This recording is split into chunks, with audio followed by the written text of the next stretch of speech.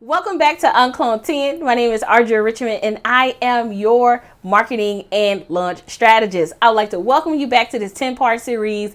We are in for a treat today because I'm going to be talking about being curious and risky. But before I jump in, maybe you are just diving into part 2. Maybe you missed part 1 and you like, oh my God, I'm a part of a series, but I didn't get to see part 1. No worries. In the description section of wherever this video is located, you will be able to see a URL that takes you straight to the URL so you can get access to this entire 10-part series. So you're definitely going to be in for a treat. And just to kind of bring you up to speed, the way we're setting up this 10-part series is that I'm going to tell you a story leading up to being in 10 years in business. So right now we're in part 2 of 10, so we have a few more videos to go, but it's my hopes is to make it enjoyable, insightful, impactful, and shortful. Okay, shortful. Yes, I just created that. But anyway, so how risky and curious are you, right? So I remember when I was a young buck, right? I'm talking like I'm just super old. But anyway, I remember when I saw this job on Career Builder to be a flight attendant.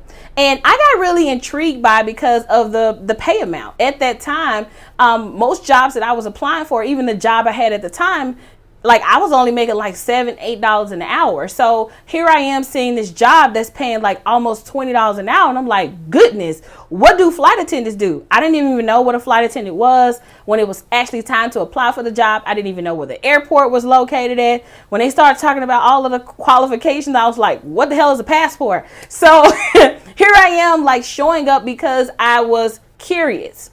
The risky side of this was me pretty much kind of pursuing this, not knowing what it was going to take to be a flight attendant. Like I had to remember airport codes. I had to go and do all of this rigorous training. I had to learn CPR. I had to understand the FAA rules and regulations. I had to like master this manual that had nothing but like FAA regulations in it. And if I didn't know it, I could get fined on the spot. So this was really a rigorous training.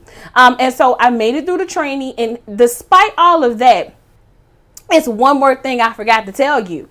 I had never flown on a plane. Like, who applies to be a flight attendant because of pay and not have ever been on an airplane, don't even know where the airport is, don't know what a passport is, and you're like just gonna, put your life like that on the line because you're gonna make a couple of extra bucks? Yep, that was me. So being a flight attendant has its ups and downs, but one of the major keys to being a flight attendant was it exposed me to various cultures, various different types of people, and that was so fun and intriguing to me.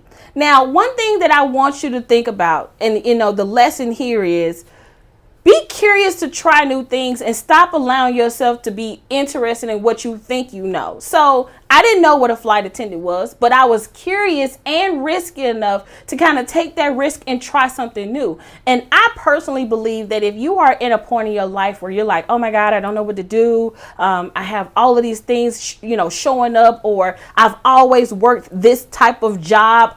Like, change, pivot, do something different. Don't get caught up in that day-to-day operations of doing the same generic things. Like, go and apply for some stuff like I did that you don't even know nothing about, and just see where it takes you. And I'm grateful for being a flight attendant because I was able to get better at how I speak. Yes, I'm still a tad bit country, but I was able to really get better at how I speak. I was able to meet all of these different people. I was able to, really get exposed to various lifestyles. I was able to see families and business people travel all the time. I was able to really understand how class work as far as like first class and second class and all of that stuff. I was able to really master flying and getting on airplanes and stuff like that. And so I'm gonna really challenge you to be curious and risky so you can have a new life experience. Now, I'm really excited about the next video because I'm going to talk to you about, what happened with that flight attendant job. I'm going to talk about how I turned my curiosity. Here I am being curious again, how I turned my curiosity into profit. So I can't wait to see you in part 3. If you haven't watched part 1, click the link in the description.